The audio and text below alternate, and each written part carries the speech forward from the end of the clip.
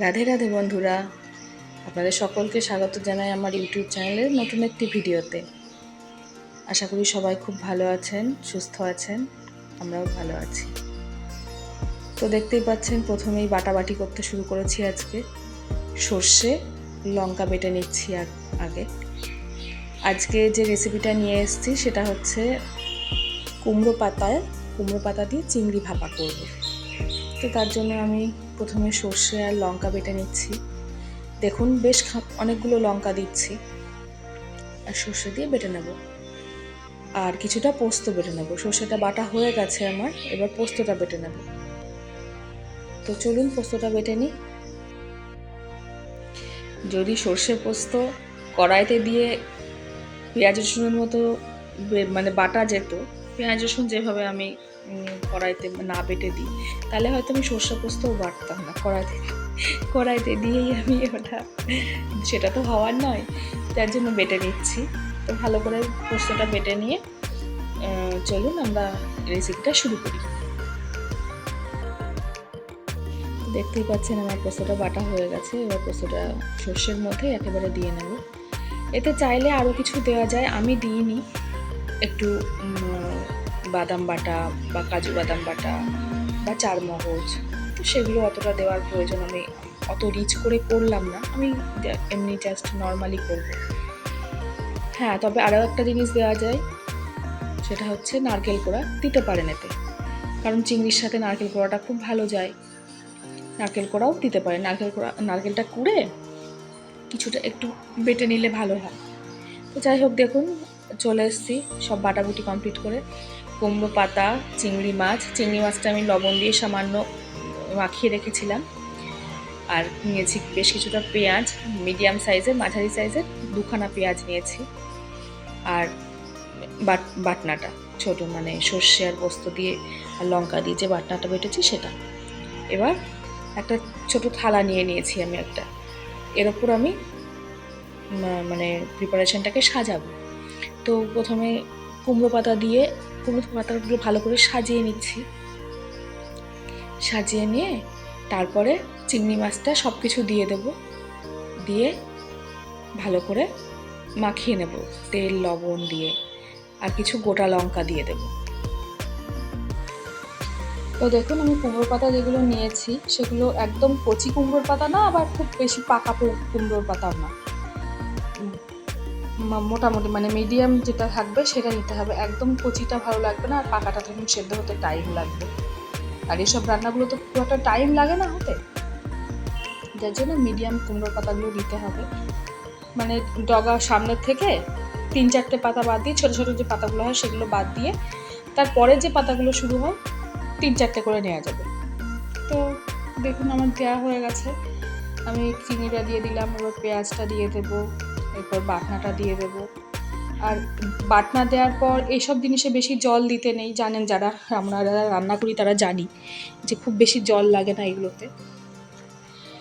তো সেহেতু আমি শুধু এই মশলার বাটনার বাটিটা ধুয়ে যেটুকু জল হবে সেটুকুই দেবো, তাছাড়া জল দেবো না। তো এবার বাটনা দিয়ে এতে তেল লবণ হলুদ লঙ্কা কটা গোটা লঙ্কা দিয়ে আমি এগুলো খুব ভালো করে মাখিয়ে নেব। এই রান্নাতে যেহেতু এইসব রান্নাগুলো একটু ঝাল ঝাল মিষ্টি মিষ্টি ভালো লাগে, খুব বেশি লবণ ভালো লাগবে না, তো সেই জন্য লবণটা সামান্য একটু, যতটা মনে হবে দেওয়ার দরকার তার থেকে একটু কম পরিমাণ দিতে হবে, যাতে লবণটা বেশি না হয়ে যায়। কারণ কুমড়োর পাতাগুলো সেদ্ধ হবে, যখন সেদ্ধ হয়ে সেগুলো অল্প হয়ে যাবে, তার জন্য লবণটা একদম অল্প দিতে হবে। আর বেশ খানিকটা সর্ষের তেল দেবো, দিয়ে এবার জিনিসটাকে খুব ভালো করে মাখিয়ে নেব। এই দেখুন অল্প একটুখানি শুধু এইটুকুই জল দিয়েছি আমি, আর দেবো না জল, এতেই হয়ে যাবে। কটা গোটা কাঁচা লঙ্কাও দিয়ে দেবো, কারণ যখন লঙ্কাগুলো বাটলাম দেখে মনে হলো লঙ্কাগুলোতে খুব একটা ঝাল নেই, সেই জন্য কটা দেব। এবার খুব ভালো করে মাখিয়ে নেব। যেহেতু ধরুন এটাতে আমি খুন্তি দিয়ে নাড়াচাড়া করতে পারবো না, তো সেহেতু খুব ভালো করে মাখিয়ে নেব। দেখুন এই রান্নাতে হাতের জাদুই হচ্ছে শেষ কথা। মানে যে কোনো রান্না, শুধু এই রান্না না, যে কোনো রান্না আপনি যত ভালোবেসে করবেন রান্নাটা তত সুন্দর হবে। এটাও তো এক প্রকার শিল্প আমার মতে, কারণ রান্না সুন্দর হওয়া খুব টাফ ব্যাপার। সব কিছু ব্যালেন্স করে চলা, সব কিছু মেনটেন হবে, সব দিক থেকে রান্নাটা সুন্দর হবে, এটা ভীষণ বড় একটা ভগবানের আশীর্বাদ হতে পারে। অবশ্যই একটা অধ্যাবসায়ের একটা গুরুত্ব থাকে। তো যাই হোক, এটা আমার মত, রান্নাটা একটা শিল্প। তো সেটা যত ভালো করে আপনি যত মন দিয়ে করবেন, যত ভালোবেসে করবেন, তত সুন্দর হবে জিনিসটা। তো দেখুন এবার ভালোভাবে যে পাতাগুলো বেঁচে আছে, যে পাতাগুলো বাকি রয়েছে, সেগুলো দিয়ে আমি ভালোভাবে ঢেকে দেব। কারণ ভালোভাবে ঢেকে দিতে হবে এই কারণেই, ভেপারটা যাতে হয়ে নিচের পাতাগুলো সেদ্ধ হবে, মাছটা সেদ্ধ হবে এবং উপরের পাতাগুলোও সেদ্ধ হয়ে যাবে ভাপে। তো সেইভাবে উপর সুন্দরভাবে ঢেকে দিতে হবে যাতে হাওয়াটা না বেরিয়ে যায়, এবং অবশ্যই আমি যখন ভাপাবো তখন ঢেকে দেবো।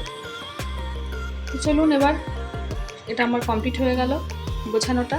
এবার কড়াইতে 1 কাপ 1.5 কাপ মতো 1 কাপ মতোই জল দিয়েছি আমি। কড়াইতে 1 কাপ মতো জল দিয়ে আমি এই পাতা যেটা তুলে পড়েছি এটা পুরোটা আমি ঢেলে দেবো। আমি থালাতে রাখবো না, আমি ডাইরেক্ট কড়াইতেই দিয়ে দেবো। প্রথমে আঁচটা বাড়িয়ে ফুটিয়ে নেব, ঢেকে দিয়ে ফুটিয়ে নেব। ফুটে যখন যাবে একদম সিম করে দেবো গ্যাস। কারণ জোর জালে, যেহেতু অল্প জল দিয়েছি দেখলেন, ওই জলের মধ্যে পাতা সেদ্ধ হওয়া একটু জোর জাল থাকলে পুড়ে যাবে জিনিসটা, হবে না, সেদ্ধ হবে না। তো দেখুন আমার এটা সুন্দরভাবে নিচটা ফুটে গেছে। আমি কমিয়ে দিয়েছিলাম, তলায় সামান্য একটু লেগে গেছে, কিন্তু এটাতে কোনো কিছু যায় আসবে না। ওর যে একটা সুন্দর ফ্লেভার আসে, সেই ফ্লেভারটা এর সঙ্গে আরও বেশি ভালো লাগবে। দেখুন আমি কতটুকু জল দিয়েছিলাম, অনেকটা জল হয়ে গেছে। তো যাই হোক, এখন প্রায় শেষ হয়ে গেছে, রান্নাটা হয়ে এসছে। আর 5-7 মিনিট আমি রাখবো, রান্নাটাকে ঢেকে রাখবো আর 5-7 মিনিট। তো দেখুন আমার রান্নাটা হয়েই গেছে, বেশ সুন্দর হয়ে গেছে, যেটা যেরকম হওয়ার। তলায় সামান্য একটু লেগে গেছে, লাগবেই, কিছু করার নেই, খালি কড়াইতে বসানো তো সেই জন্য লেগে গেছে। তো কোনো অসুবিধা নেই, এইটুকু লাগলে কোনো গন্ধ হবে না, কিছুই হবে না। তো ঢালার সময় যখন আমি নামাচ্ছিলাম তখন স্বাভাবিকভাবেই উল্টে আসছিল মাছটা। তো একটু ধরে তখন ছেলে আসলো, ছেলেকে বললাম তুই অন্তত একটু ভিডিওটা করে দে আমার, আমি ঠিক করে নামিয়ে নিই। তো যাই হোক, ছেলে ভিডিওটা করে দিয়েছিল আমাকে। তো দেখুন রান্নাটা আমার হয়েই গেছে, কমপ্লিট। এবার এতে আমি ওপরের পাতাটা সরিয়ে অল্প একটু তেল দিয়ে নেব, কাঁচা তেল দিয়ে আপনি গরম গরম ভাতের সঙ্গে এবার পরিবেশন করুন, খুব ভালো লাগবে খেতে। আমারটাও খুব সুন্দর হয়েছিল খেতে। আপনারা বাড়িতে অবশ্যই ট্রাই করুন, কেমন হয়েছে বলুন, আমাকে কমেন্টে জানাবেন। আমি প্রথমেই আমার শাশুড়ি মাকে দিয়ে এটা টেস্ট করিয়েছিলাম,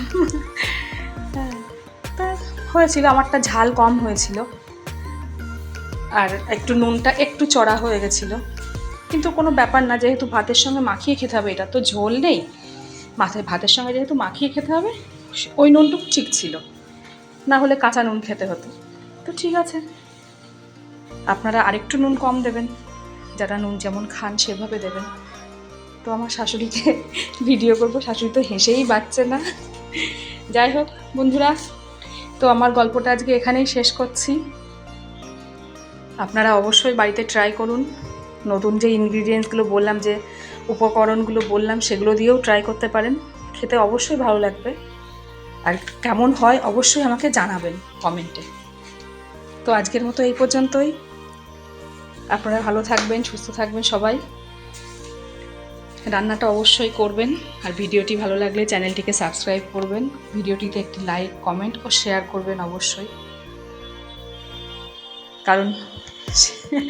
কারণ শেয়ার করতে তো, এই লাইক কমেন্ট করতে তো কোনো পয়সা লাগে না, একটা লাইক করে দেবেন, তাহলে আমার ভিডিও রিচটা বেড়ে যাবে, যাতে ইউটিউব আমার ভিডিওটা আরও অনেক বেশি ছড়িয়ে দিতে পারে। তো প্লিজ একটা করে লাইক করবেন, আর অবশ্যই সাবস্ক্রাইব করবেন চ্যানেলটিকে। তো আজকের মতো এই পর্যন্তই। রাধে রাধে বন্ধুরা।